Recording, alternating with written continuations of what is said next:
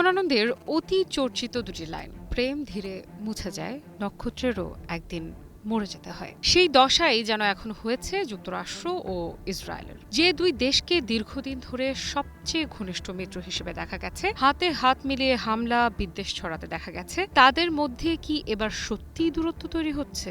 সাম্প্রতিক ইরান যুক্তরাষ্ট্র শান্তি চুক্তির ঘোষণার পর ইসরায়েলে যে প্রতিক্রিয়া দেখা গেছে তা অন্তত এমন প্রশ্নই সামনে নিয়ে এসেছে। ঘটনা শুরু 14 জুন গভীর রাতে। পাকিস্তানের প্রধানমন্ত্রী শাহবাজ শরীফ ঘোষণা করেন যুক্তরাষ্ট্র ও ইরানের মধ্যে একটি শান্তি চুক্তি সম্পন্ন হয়েছে। সামাজিক যোগাযোগ মাধ্যম এক্সে দেয়া এক বার্তায় তিনি জানান, এই চুক্তির আওতায় লেবানন সহ বিভিন্ন সংঘাতপূর্ণ এলাকায় স্থায়ীভাবে সামরিক অভিযান বন্ধের বিষয়টি অন্তর্ভুক্ত রয়েছে।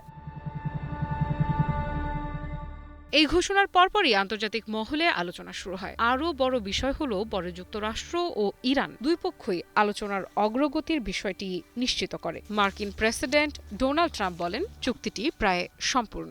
অন্যদিকে ইরানের কর্মকর্তারাও জানান চূড়ান্ত সমঝোতার পথ এখন অনেকটাই পরিষ্কার। কিন্তু এই ঘোষণার পর যে দেশটিতে সবচেয়ে বেশি অস্বস্তি দেখা গেছে সেটি হলো ইসরায়েল। কারণ চুক্তির অন্যতম গুরুত্বপূর্ণ শর্ত হিসেবে লেবানন সহ বিভিন্ন ফ্রন্টে সংঘাত বন্ধের বিষয়টি সামনে এসেছে, আর এখানেই আপত্তি তেল আবিবের। ইসরায়েলি সংবাদ মাধ্যমগুলোর তথ্য অনুযায়ী প্রধানমন্ত্রী বেনিয়ামিন নেতানিয়াহু স্পষ্টভাবে জানিয়ে দিয়েছেন ইসরায়েল এই চুক্তি মানতে বাধ্য নয়। তিনি নাকি প্রেসিডেন্ট ট্রাম্পকেও বলেছেন লেবাননকে কেন্দ্র করে ইরানের কোনো শর্ত তারা মেনে নেবে না। এরপরই দেখা যায় আরও কঠোর অবস্থান। ইসরায়েলের প্রতিরক্ষা মন্ত্রী ইসরায়েল কাটজ ঘোষণা করেন লেবানন, সিরিয়া এবং গাজায় ইসরায়েলি বাহিনীর উপস্থিতি কোনো সময়সীমার মধ্যে সীমাবদ্ধ থাকবে না। অর্থাৎ যুদ্ধবিরতির আলোচনা চললেও সামরিক অবস্থান থেকে সরে আসার কোনো ইঙ্গিত নেই। শুধু তাই নয়, ইসরায়েলের কয়েকজন মন্ত্রী প্রকাশ্যেই এই চুক্তির সমালোচনা করেছেন। অর্থমন্ত্রী বেজালেল স্মোট্রিচ দাবি করেন ইরানের সঙ্গে এই সমঝোতা শুধু ইসরায়েলের জন্য নয়, পুরো পশ্চিমা বিশ্বের জন্যই ক্ষতিকর। তার মতে প্রয়োজনে ইসরায়েলকে একাই নিজের নিরাপত্তার লড়াই চালিয়ে যেতে হবে। ইসরায়েলের জাতীয় নিরাপত্তা মন্ত্রী ইতামার বেন গভিরও একই ধরনের বার্তা দিয়েছেন। তিনি বলেন ট্রাম্পের করা কোনো চুক্তি ইসরায়েলের উপর বাধ্যবাধকতা সৃষ্টি করে না। ইসরায়েল একটি স্বাধীন রাষ্ট্র এবং নিজের নিরাপত্তা নিয়ে সিদ্ধান্ত নেওয়ার অধিকার শুধুমাত্র তাদেরই।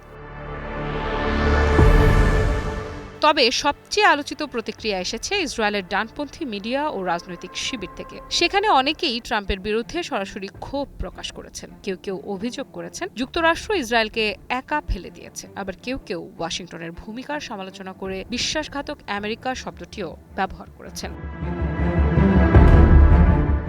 অন্যদিকে ইসরায়েলের ভেতরেই নেতানিয়াহুর সমালোচনার সুযোগ নিয়েছে বিরোধীরা। মধ্য বামপন্থী নেতা ইয়ার গোলান বলেছেন এই চুক্তি দেখিয়ে দিয়েছে যে ইরানকে মোকাবেলায় নেতানিয়াহুর দীর্ঘদিনের কৌশল ব্যর্থ হয়েছে। তার মতে ইসরায়েল এখন আগের চেয়ে বেশি দুর্বল অবস্থানে দাঁড়িয়ে আছে। দেশটির সাবেক সেনাপ্রধান গাদি আইজেনকোটও একই ধরনের উদ্বেগ প্রকাশ করেছেন। তিনি বলেছেন এই চুক্তি ইসরায়েলের নিরাপত্তা নিয়ে যে প্রশ্নগুলো রয়েছে তার কোনো সমাধান দেয়নি, বরং বছরের পর বছর সংঘাতের পর দেশটি এখন এক জটিল বাস্তবতার মুখোমুখি। সাবেক প্রধানমন্ত্রী নাফতালি বেনেট সরাসরি নেতানিয়াহু সরকারের সক্ষমতা নিয়েই প্রশ্ন তুলেছেন। তার অভিযোগ বর্তমান সরকার সিদ্ধান্তহীনতায় ভুগছে এবং দেশকে একটি দীর্ঘস্থায়ী সংঘাতের দিকে ঠেলে দিয়েছে। আমাদের উঠে দাঁড়াতে হবে। স্পিড, সকল অন্যায়ের বিরুদ্ধে রুখে দাঁড়ানোর এনার্জি পার্টনার। সব মিলিয়ে পরিস্থিতি একটি গুরুত্বপূর্ণ প্রশ্ন সামনে নিয়ে এসেছে।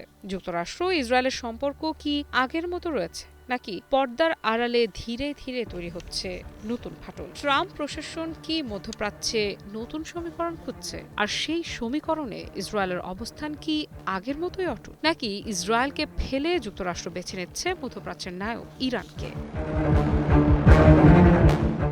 আফরিদা ইফরাত, নিউজ 24।